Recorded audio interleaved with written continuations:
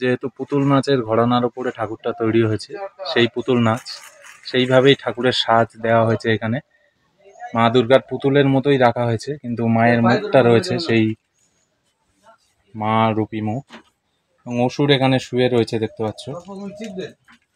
Guys, এখানে আশ্চর্য একটা ঠাকুর দেখাচ্ছি, দেখো অসুর কিন্তু শূন্যে ভাসছে এবং অসুর সিংহ প্রত্যেকে শূন্যে ভাসছে, এবং এইখানে মা দুর্গাও কিন্তু টোটাল শূন্যের উপর দাঁড়িয়ে আছে দেখতে পাচ্ছ তোমরা। এবং মা দুর্গার শ্বাসটা তোমরা দেখো।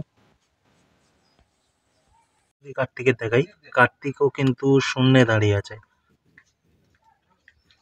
এবং ব্লু ড্রেস পরানো হয়েছে কার্তিককে,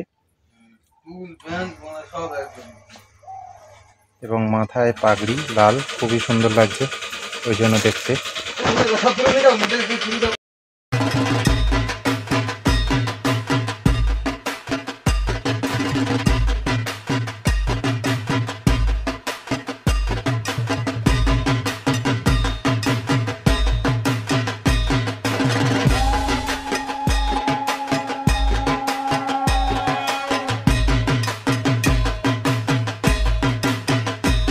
সরস্বতীর শ্বাসটা তোমরা দেখতে পাচ্ছ এখানে, সেই পুতুল নাচের ড্রেস, গর্জিয়াস ড্রেস পরানো হয়েছে সবুজ এবং হলুদের উপরে, ব্যাপক লাগছে দেখতে। এবং পাটা আমি তোমাদের যদি দেখাই, মাটি থেকে কতটা উপরে দেখো, শূন্যে ভাসছে।